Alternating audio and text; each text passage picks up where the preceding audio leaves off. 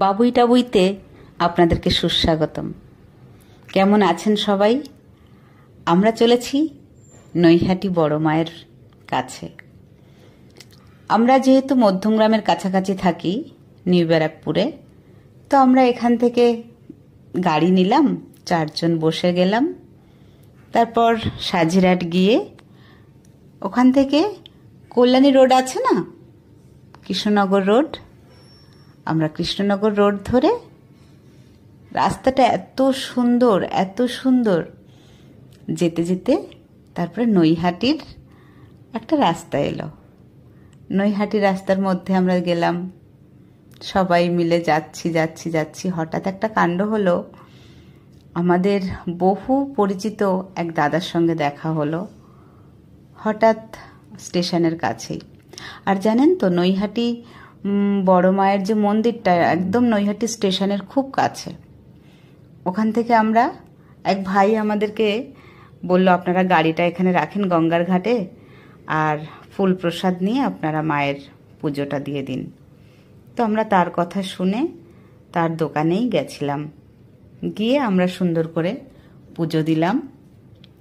আর আপনারা তো জানেন বাবুই কত সফট, ও গরমে দাঁড়াতে পারছিল না, পায়ে খুব গরম লাগছিল যেহেতু খালি পায়ে ছিল।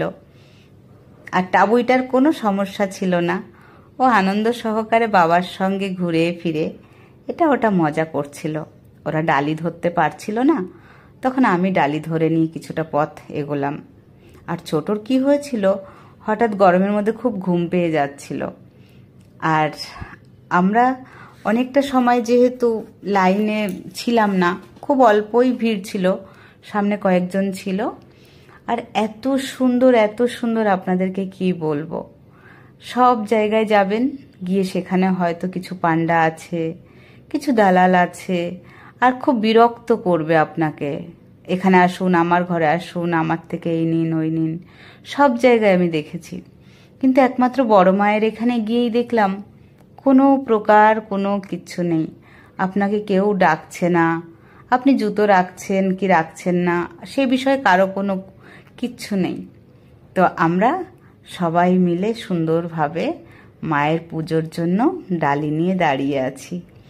আর ওখানে সিস্টেমটা বেশ অনেকজন, 50-60 জন করে এক একটা বারে থাকছে। যেমন আমরা দুর্গাপূজার সময় অঞ্জলি দিই না, একবার হয়ে গেল, আবার কিছুজন দাঁড়িয়ে গেল, আবার এরকম। তো আমাদের সামনে কিছু দড়ি রাখা ছিল, মানে আমরা দাঁড়িয়ে রয়েছি, সামনের ওদের সবার পুজো হয়ে গেলে তারপর আমরা